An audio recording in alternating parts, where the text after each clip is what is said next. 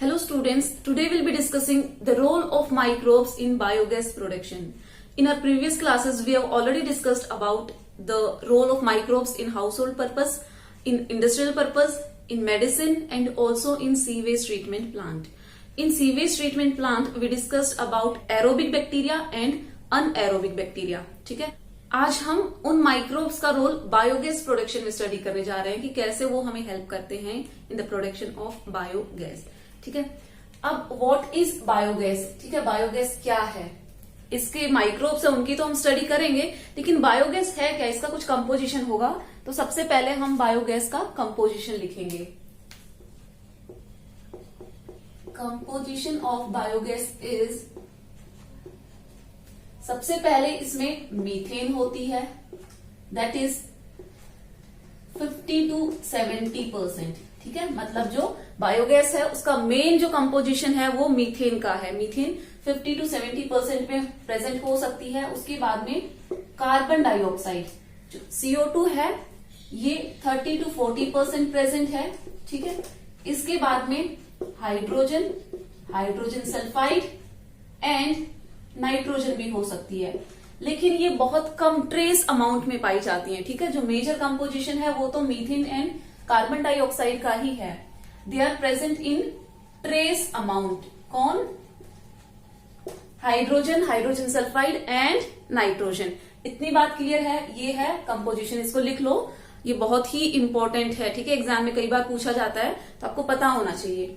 Next हम बात करेंगे उन माइक्रोब्स की. ठीक है, कौन से माइक्रोब्स हैं? They are called methanogens. ठीक है, ये मिथेनोजेंस हैं जो बायोगैस का प्रोडक्शन करते हैं.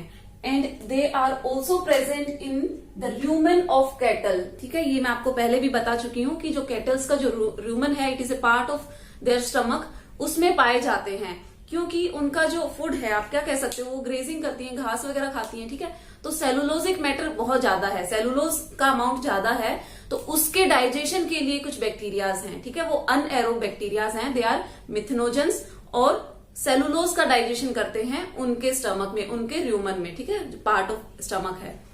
और जब वो उनका जो गोबर रहता है, आपने देखा होगा कि गोबर में से कभी वो गैस रिलीज होती है या फिर जो स्मेल आती है, that is nothing but that gas is biogas. ठीक है, अब बात ये है कि हम इसको नेचुरली कैसे प्रोड्यूस कर सकते हैं. ठीक है, तो पहले तो हम ये पॉइंट लिख लेते हैं कि methanogen are present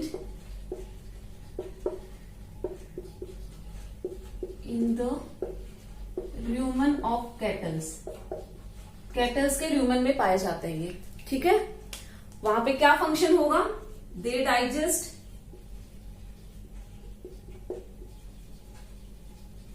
cellulose. Cellulose है वहां पे उसका डाइजेशन करते हैं. और ये बात भी आपको पता होनी चाहिए कि जो मिथेनोजेंस हैं दे आर अनएरोब्स. ठीक है, इनको ऑक्सीजन की जरूरत नहीं है. ठीक है, कोई भी चीज को ऑक्सीडाइज करने के लिए, डाइजेस्ट करने के लिए they do not required oxygen.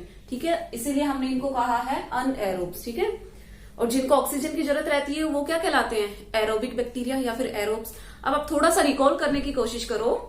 In the sewage treatment plant हमने दो बैक्टीरियाज के बारे में स्टडी किया था. एरोबिक बैक्टीरियाज को एक एरोबिक टैंक में डाला गया था. ठीक है, जहां पे फ्लोसिस का फॉर्मेशन हुआ था, और वहां पे उन्होंने ऑर्गेनिक मैटर को डाइजेस्ट किया था. उसके बाद में ये सब कुछ सेकेंडरी ट्रीटमेंट के अंडर हो रहा है. ठीक है, उसके बाद में उसको ट्रांसफर कर दिया गया था दूसरे एक स्लज डाइजेस्टर टैंक में. ठीक है, वहां पे क्या हुआ था कि अनएरोब्स ने अपना काम शुरू किया था, और उस वक्त ये बायोगैस का प्रोडक्शन हुआ था. ठीक है, वहां पे भी कुछ अमाउंट ऑफ बायोगैस मिली थी, प्रोड्यूस हुई थी. तो ये हमने प्रीवियस क्लासेस में भी कवर किया है थोड़ा सा टॉपिक. अब यहाँ पे हम देखते हैं कि बायोगैस प्लांट के बारे में, कि अगर हमें बायोगैस प्लांट लगाना है तो क्या क्या चीजें रिक्वायर्ड होंगी, कैसे वो फंक्शन करेगा. तो सबसे पहले आप एक इमेज देखो, आपको स्क्रीन पे दिखाई दे रही होगी एक इमेज, कि ऐसा एक टैंक, कॉन्क्रीट का एक टैंक बनाया जाता है. ठीक है, उसमें दो आउटलेट होंगे, एक स्लरी डालने के लिए. अब स्लरी क्या होता है? When cow dung is mixed with water. ठीक है, तो वो एक ऐसा पेस्ट टाइप बन जाता है, सेमी लिक्विड आप सेमी सॉलिड आप कह सकते हो. ठीक है, तो उसको कहते हैं स्लरी। तो एक जो इनलेट है वहां से स्लरी जाएगा, जो टैंक है वहां पे डाइजेशन होगा, ठीक है। ये जो मैटर है, सेलुलोज का जो मैटर है काउ डंग, उसको डाइजेस्ट करने के लिए मेथनोजेंस प्रेजेंट होंगे वहां पे, ठीक है। और वो ये देखो, ये जो आपको चैम्बर दिखाई दे रहा है, इट इज टोटली क्लोज्ड, कहीं से भी एयर पास नहीं होती है। रीजन आपको अब पता है, क्योंकि बैक्टीरिया कौन सा काम कर रहा है यहाँ पे, दैट इज अनएरोबिक बैक्टीरिया, ठीक है।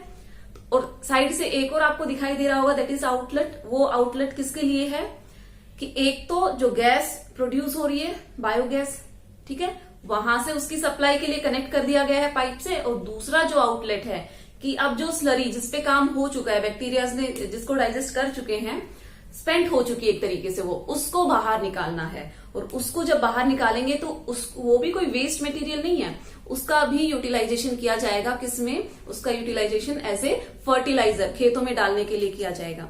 तो एक आइडिया आप लोग लगा सकते हो कि जो बायोगैस का प्लांट बनाया जाएगा वो कहाँ पे बनाना ज्यादा सही रहेगा। इन द रूरल एरियाज, है ना, जहां पे लोग गाय भैंस पालते हैं, खेती बाड़ी करते हैं, ठीक है, क्योंकि उनके पास में जो रॉ मटेरियल है दैट इज काउ डंग, वो भी इजीली अवेलेबल है, ठीक है। और स्पेस भी, इस प्लांट को कंस्ट्रक्ट करने के लिए जो स्पेस चाहिए है वो भी इजीली अवेलेबल है। तो उसके लिए सबसे अच्छी जगह क्या होगी? एक रूरल एरिया होगा, है ना। अर्बन एरियाज में तो जगह ही नहीं है इतनी। और फिर अगर आपको ये काउ डंग यूज करना पड़ेगा, तो आप उसको अगर गांव से मंगवा रहे हो, then what is the use of making that plant in the city, ठीक है। तो बेटर है कि उसको रूरल एरिया में ही बनाया जाए। तो ये जो बायोगैस प्लांट बनाए गए थे, ये रूरल एरिया के लिए ही ये एक डिजाइन, आप कह सकते हो टेक्नोलॉजी तैयार की गई थी। इसके बारे में हम डिस्कस करेंगे कि वो कौन से इंस्टीट्यूशंस थे जिन्होंने ये इसमें हेल्प की थी, ठीक है, डेवलप करने में। अब हम बात करते हैं, एक और इमेज देखो आप, ये एक कंस्ट्रक्टेड है ना। पहला वाला तो आपने देखा होगा कि वो तो यूज हो रहा था, और दूसरा वाला ये जो है कंस्ट्रक्टेड है, ठीक है, अभी अभी बनाया है, अभी तक इसमें काम चालू नहीं हुआ है, आप ऐसा कह सकते हो, यूज होना नहीं स्टार्ट हुआ है। तो आप ऐसा आइडिया लगा सकते हो कि रूरल एरियाज में ये मिल जाएंगे, और जो लोग कनेक्टेड हैं गांव से उन्होंने देखे भी होंगे, ठीक है। अब आपको एग्जाम में यहां से क्वेश्चन आ सकता है कि कंस्ट्रक्शन ऑफ बायोगैस प्लांट, ठीक है, यहां से क्वेश्चन आ सकता है। एक क्वेश्चन आपका यहां से भी आ सकता है, composition of biogas, what is the composition of biogas, एक तो नंबर में आ सकता है। एमसीक्यू की फॉर्म में आ सकता है कि which of the gas is the major component of biogas, ठीक है। तो आपको पता होना चाहिए कि कौन कौन सी गैसेस हैं। उसके बाद में बैक्टीरिया के नाम से रिलेटेड क्वेश्चन आ सकता है कि कौन सा बैक्टीरिया है, ठीक है, जो बायोगैस प्रोडक्शन में हेल्प करता है, तो पता होना चाहिए methanogens and they are anaerobes. Next question आपको यहां से भी आ सकता है कि कौन सा पार्ट है, कैटल्स का कौन सा पार्ट है जहां पे सेलुलोज का डाइजेशन होता है और बायोगैस का प्रोडक्शन होता है। तो यहां से भी क्वेश्चन आ सकता है। तो जितने भी पॉइंट बोर्ड पे लिखे हुए हैं वो सारे इंपॉर्टेंट है। अब हम बात कर लेते हैं कंस्ट्रक्शन ऑफ बायोगैस प्लांट की। कंक्रीट का टैंक होता है 10 से 15 फीट का, ठीक है। इसमें एक इनलेट होता है, एक इनलेट होता है फॉर स्लरी, ठीक है, स्लरी को डालने के लिए एक इनलेट होगा एंड 2 आउटलेट होंगे, ठीक है, आउटलेट 2 होंगे। एक तो जो बायोगैस का प्रोडक्शन हो रहा है, जो गैस बन रही है, ठीक है, उसको बाहर निकालने के लिए,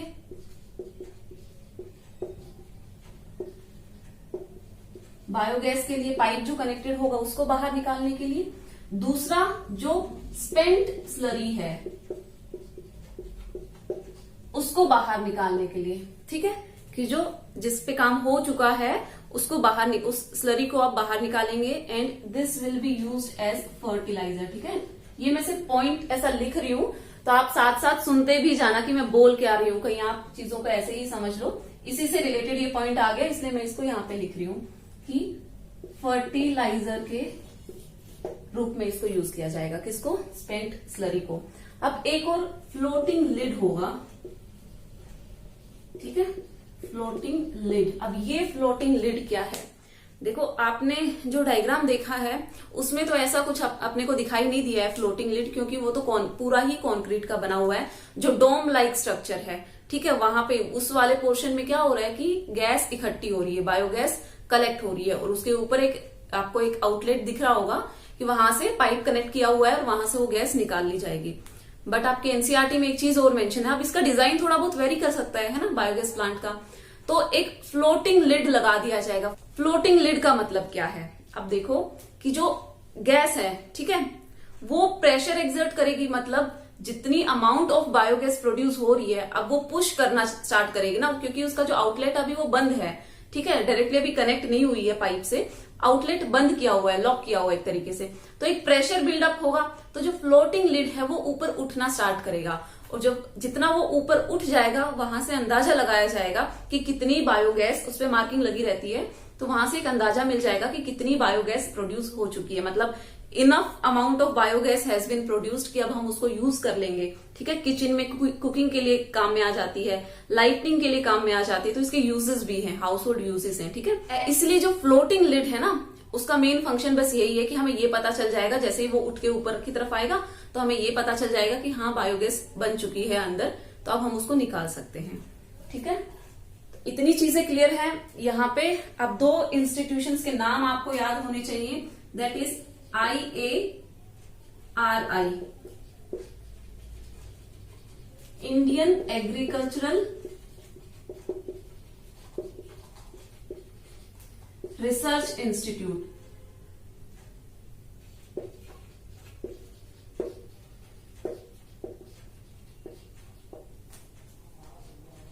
KVIC, खादी एंड विलेज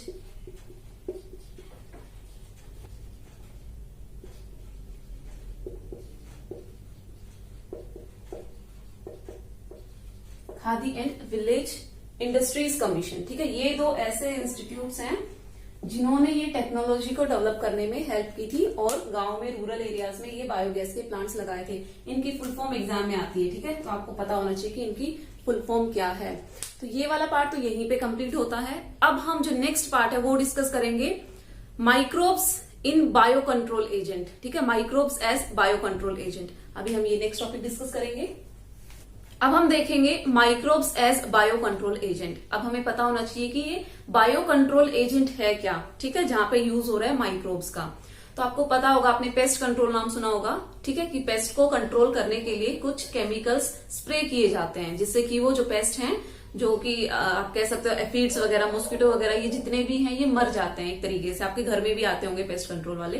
तो ऐसे ही जो हमारी फसल होती है, ठीक है, उस पे जब पेस्ट आ जाता है तो उसको कैसे कंट्रोल किया जाए। जैसे फार्मर्स हैं, अगर पेस्ट कोई भी कीड़ा वीड़ा लग जाता है, आम भाषा में बोलूं तो फसल में कीड़ा लग जाता है, ठीक है, तो नुकसान होगा फार्मर को। तो उसके लिए क्या किया जाएगा, है ना।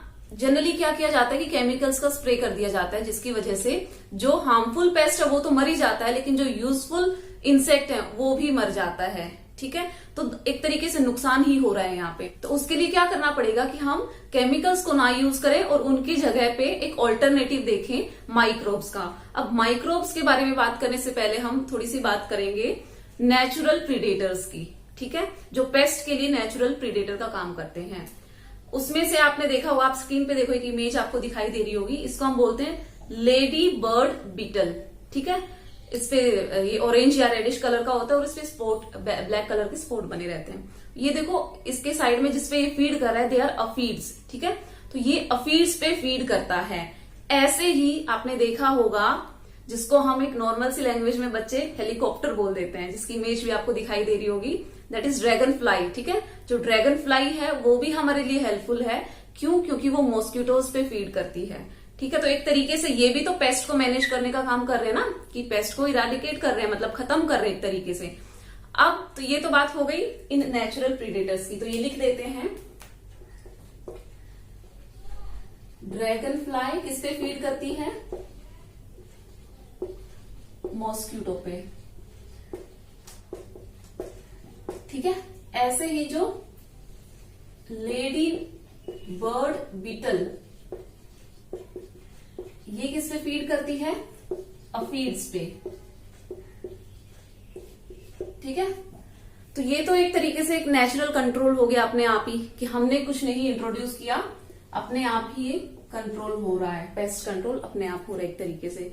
हाँ, लेकिन अगर हम केमिकल्स का यूज करेंगे तो हम साथ साथ dragonfly and ladybird beetle को भी एक्सटेंड कर देंगे एक तरीके से, वो भी खत्म हो जाएंगे। तो अगर ये खत्म हो गए तो फिर इनको कौन कंट्रोल करेगा, ठीक है। तो एक तरीके से तो यहां से हमें बचना है कि केमिकल्स का यूज ना किया जाए, ऊपर से वो सॉइल पोल्यूशन भी कर रहे हैं, हेल्थ के लिए भी अच्छे नहीं है।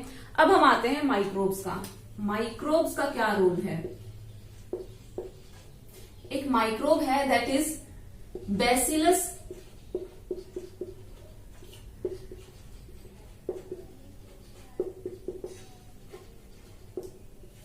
बैसिलस थुरिंजेंसिस, ठीक है। ये इसको शॉर्ट में बीटी भी बोला जाता है। ये एक टाइप का बैक्टीरिया है और इसके स्पोर्स यूज किए जाते हैं, ड्राइड स्पोर्स, ठीक है। Dried spores are mixed with water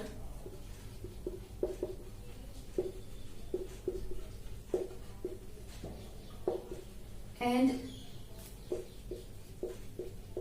spread on the plants, ठीक है। प्लांट पे स्प्रे कर दिया जाता है, मतलब आप ये छोटे छोटे पैकेट्स में अवेलेबल रहते हैं बीटी के स्पोर्स, ठीक है।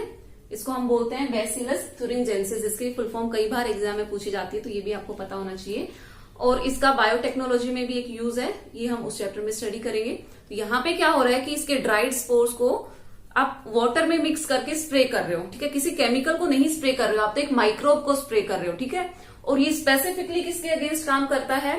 Caterpillar of butterfly. जो बटरफ्लाई का जो कैटरपिलर है उसके अगेंस्ट में यूज किया जाता है। कैसे यूज किया जाता है कि इसको स्प्रे कर दिया गया है, अब जो लार्वा फीड करेगा तो ये स्पोर्स उसके अंदर जाएंगे और ये स्पोर्स उसकी इंटेस्टाइन में टॉक्सिन रिलीज करेंगे और उस टॉक्सिन की वजह से उस कैटरपिलर की डेथ हो जाएगी। लेकिन अच्छी बात यह है कि वो सिर्फ उस पर्टिकुलर कैटरपिलर को ही किल करता है, बाकी दूसरे जितने भी बर्ड्स वगैरह हैं या फिर ह्यूमन बींग्स हैं, ये जो बैक्टीरिया है उनपे ये पैथोजेनिक नहीं है, ठीक है। उनपे कोई असर नहीं करता है। तो ये हमारे लिए यूजफुल हो गया। तो ये पॉइंट हम लिख लेते हैं। व्हेन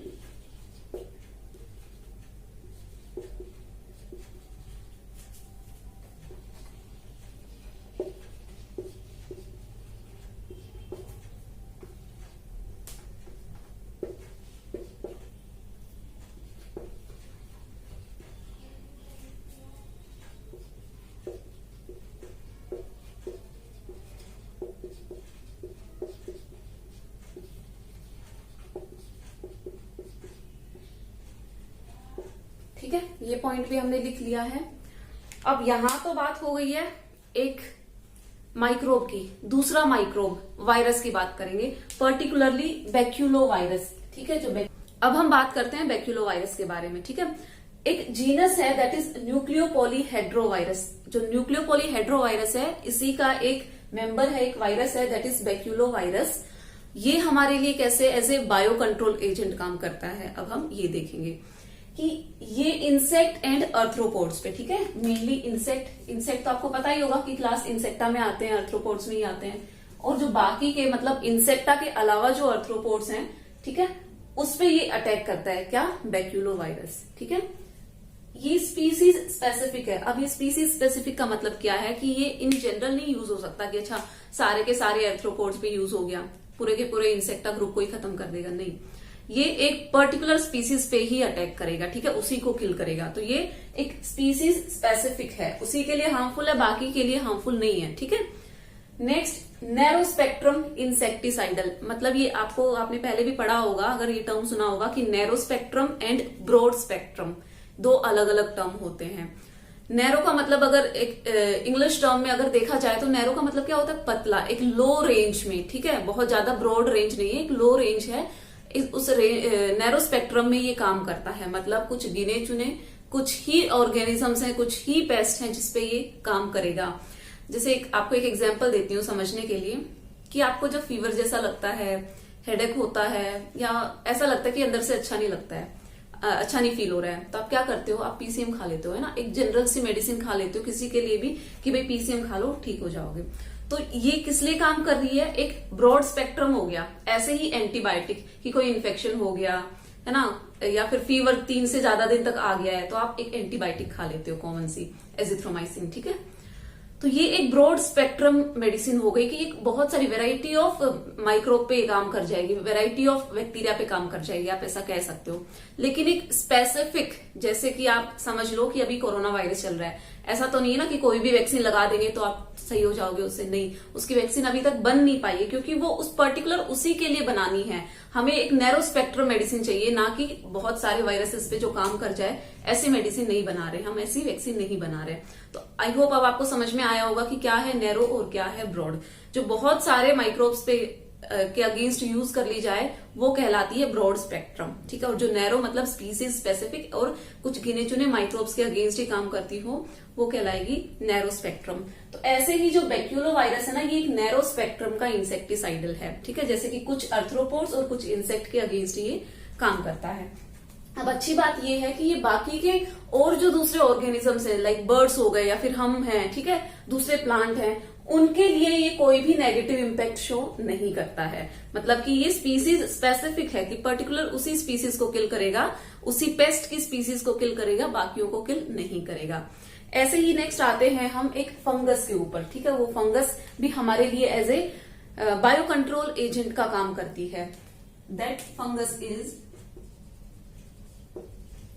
ट्राइकोडर्मा, ठीक है। ये जीनस है उस फंगस का, दैट इज ट्राइकोडर्मा। ये एक फ्री लिविंग कह सकते हो फंगस है, मतलब ये एसोसिएशन नहीं बनाती है किसी के साथ में भी, ये ऐसे ही सॉइल में ग्रो करती रहती है, ठीक है। अब मान लो कोई प्लांट है, ठीक है, ये उसके रूट्स हैं। अब जनरली हमने आपने कई बार सुना होगा ना कि जड़ में कीड़ा लग गया, कि प्लांट की रूट्स में कोई कीड़ा काट के चला गया, उसको प्लांट सूख गया ऊपर से, है ना। तो यहाँ पे पैथोजन नहीं ग्रो करे, ठीक है, तो ये आसपास सॉइल में ग्रो करती है। कौन? फंगस। ऐसे फंगस के हाइफे होते हैं ना, आपने पढ़ा होगा। तो समझ लो इस रूट सिस्टम के आसपास क्या ग्रो हो गई है? फंगस। कौन सी? Trichoderma fungus. प्लांट से कोई लेना देना नहीं है इसको, ये सॉइल में ही ग्रो कर रही है, लेकिन रूट्स के आसपास ग्रो कर रही है। तो इसके लिए प्लांट को इसके लिए एक बेनिफिट है, ठीक है, कि अब प्लांट की जो रूट्स है उसमें दूसरे पैथोजेंस का इन्फेक्शन नहीं हो पाएगा। तो ऐसे ही हमारे लिए as a bio control agent काम करती है। इतनी बात क्लियर है? तो यहाँ पे ये टॉपिक भी कंप्लीट होता है। अब नेक्स्ट टॉपिक है हमारा माइक्रोब्स एज बायो फर्टिलाइजर्स, है ना। अब हम माइक्रोब्स को बायो फर्टिलाइजर्स के तरीके से कैसे यूज करेंगे? अब आपको फर्टिलाइजर्स तो पता होगा, जैसे अपन यूरिया वगैरह डालते हैं, एनपीके, है ना, खाद कह सकते हैं। जब भी कोई क्रॉप हम कल्टीवेट करते हैं तो उसमें कुछ खाद डालना पड़ता है, ठीक है, कि जो उस सॉइल की जो क्वालिटी है वो इम्प्रूव हो जाए। तो हम कुछ केमिकल्स का भी यूज करते हैं, ठीक है। एक तो नॉर्मल काउडंग डाल देते हैं, ये तो एक नेचुरल मेन्योर हो गया। कुछ आर्टिफिशियल मेन्योर का भी यूज किया जाता है, आर्टिफिशियल फर्टिलाइजर्स का भी यूज किया जाता है।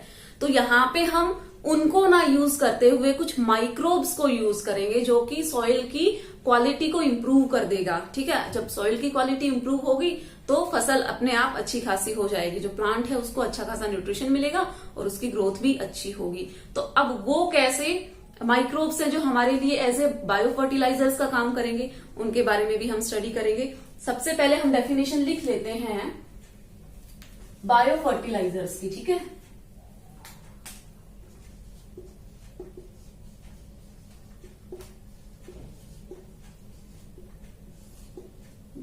Biofertilizers are the microbes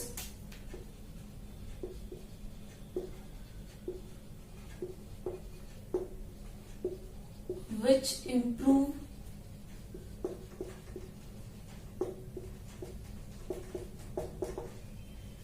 nutrient quality of the soil,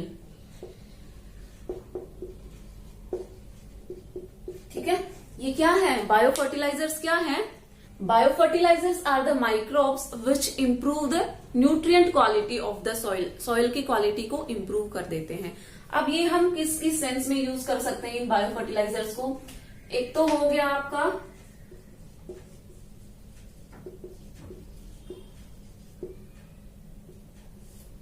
तीन कैटेगरीज में हम इनको डिवाइड कर लेते हैं। एक हो गया आपका बैक्टीरिया, नॉर्मल बैक्टीरिया, ठीक है। एक हो गया आपका cyanobacteria,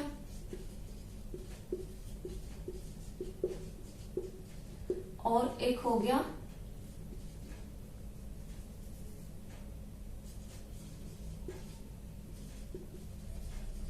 associated bacteria and fungus, ठीक है। अब ये क्या है? अब आप बोलोगे कि बैक्टीरिया, साइनोबैक्टीरिया भी तो एक टाइप का बैक्टीरिया ही है, लेकिन दोनों में डिफरेंस क्या है? हमने दोनों अलग अलग क्यों लिखे हैं? कुछ बैक्टीरियाज होते हैं जो कि फ्री लिविंग रहते हैं, ठीक है, सॉइल में ऐसे ही फ्री लिविंग रहते हैं और वो नाइट्रोजन का फिक्सेशन करते रहते हैं, ठीक है। एनवायरमेंट में, हवा में अगर हम बात करें तो 78% क्या है? नाइट्रोजन है, लेकिन प्लांट्स उसको नहीं ले सकते हैं। प्लांट के किसी काम की नहीं है वो। कब तक काम की नहीं है? जब तक कि वो अमोनिया में ना कन्वर्ट हो जाए, ठीक है। तो मतलब प्लांट कैसे एब्जॉर्ब कर सकते हैं? अमोनिया की फॉर्म में इसको, नाइट्रोजन को ले सकते हैं। अब जो एनवायरमेंट में जो नाइट्रोजन है उसको फिक्स करने का काम कौन करेगा? उसको कन्वर्ट करने का काम कौन करेगा? या तो ये कुछ बैक्टीरियाज होते हैं, ठीक है, साइनोबैक्टीरिया होते हैं, कुछ फंगस के साथ साथ कुछ और एसोसिएटेड बैक्टीरियाज रहते हैं, एक एसोसिएशन बनाते हैं, दैट इज सिम्बायोटिक एसोसिएशन। उसके बारे में हम बात करेंगे। तो सबसे पहले हम फ्री लिविंग बैक्टीरिया की बात कर लेते हैं जो नॉर्मल सॉइल में रहते हैं। तो इसका आपको एग्जाम्पल्स लर्न करना पड़ेगा।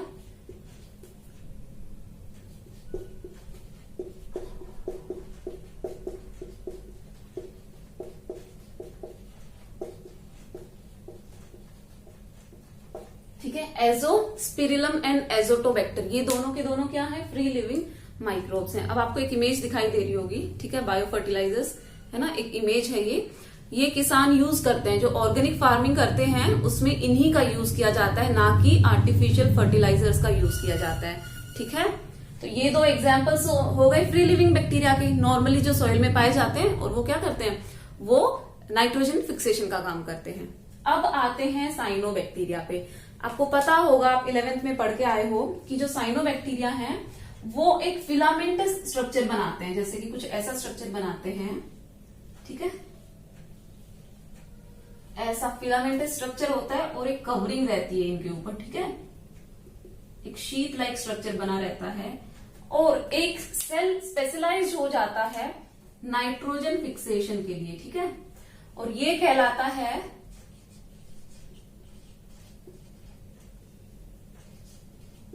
हेटेरोसिस्ट, ठीक है, हेटेरोसिस्ट इसको बोलते हैं। ये जो स्पेशलाइज्ड हो गया क्या करने के लिए? नाइट्रोजन फिक्सेशन का काम करने के लिए। तो इसीलिए हमने बैक्टीरिया और साइनोबैक्टीरिया को अलग अलग कैटेगरी में डिवाइड किया है। अब साइनोबैक्टीरिया के अंदर क्या क्या आ जाएगा? आपने नोस्टॉक पढ़ा हुआ है, एनाबीना पढ़ा हुआ है,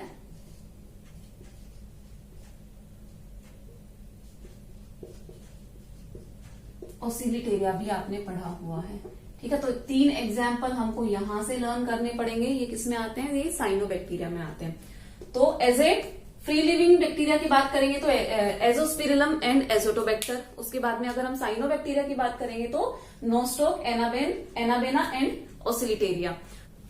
अब जो ये साइनोबैक्टीरिया है ये पैडी फील्ड में भी यूज होता है, मतलब जहां पे धान उगाया जाता है उन खेतों में भी ये बैक्टीरिया पाया जाता है। आपको पता होगा कि ये भी, इसका हैबिटेट भी हमने पढ़ा है कि एक्वेटिक, मतलब पानी में भी पाया जाता है, और जब धान की खेती होती है तो खेत को पानी से भर के रखते हैं। तो ये यूज आपको समझ में आ गया। अब हम बात करते हैं एसोसिएटेड बैक्टीरिया या फिर फंगस की। तो कुछ एसोसिएशंस बनाते हैं ये बैक्टीरिया या फंगस। आपने पढ़ा होगा रूट नोड्यूल। रूट नोड्यूल आपको याद अगर आ रहा होगा तो लेग्यूमिनेसी फैमिलीज के जो प्लांट हैं वहां पे, जैसे कि चना हो गया, मटर, जितनी भी दाल होती है, ठीक है, उनकी रूट्स में कुछ नोड्यूल का फॉर्मेशन हो जाता है, और वो स्पेसिफिकली नाइट्रोजन फिक्सेशन के लिए ही होता है। तो वहां पे कुछ माइक्रोब्स अपना रोल प्ले करते हैं, उनके बारे में जान लेते हैं हम।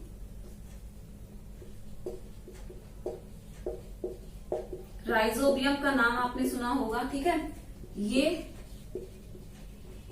लेग्यूम प्लांट्स में पाया जाता है, ठीक है। जो नोड्यूल फॉर्मेशन का काम है ये यही बैक्टीरिया करता है, मतलब ये नोड्यूल्स के अंदर रहता है, एक एसोसिएशन बना लेता है प्लांट की रूट के साथ में, ठीक। अब दूसरा हम एसोसिएशन पढ़ लेते हैं। अब ये तो एक बैक्टीरिया है, ठीक है, तो ये हमने बैक्टीरिया की कैटेगरी में पढ़ लिया है। नेक्स्ट हम पढ़ेंगे एक फंगस को, दैट इज माइकोराइजा।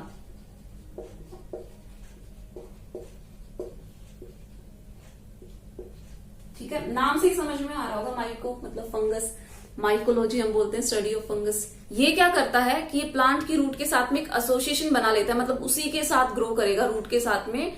और अब ये क्योंकि एक फंगस है, हम सबको पता है, अब तक तो एटलीस्ट पता चल ही गया है 11th पढ़ते पढ़ते 12th तक आते आते, कि जो फंगस है वो एक heterotrophic mode of nutrition show करती है, मतलब अपना खाना खुद नहीं बना सकती है। तो वो प्लांट से अपना न्यूट्रिशन लेगी, तो प्लांट से न्यूट्रिशन ले रही है तो उसका कहीं ना कहीं फायदा करवाना पड़ेगा ना प्लांट का भी। तो ये जो मिनरल्स हैं उनका एब्जॉर्प्शन करने में हेल्प करती है। पर्टिकुलरली अगर हम फास्फोरस की बात करें तो उसके एब्जॉर्प्शन में ये हेल्प करती है माइकोराइजा।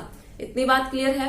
तो ये एक फंगस है, आपको याद रखना है, ये एक फंगस का एसोसिएशन है और ये एक बैक्टीरिया का एसोसिएशन है। इस चैप्टर में हमने ये कुछ इंपॉर्टेंट चीजें डिस्कस कर ली हैं कि माइक्रोब्स कैसे एज ए बायो फर्टिलाइजर्स हमारे लिए हेल्पफुल हैं। तो ये चैप्टर यहीं पे कंप्लीट होता है।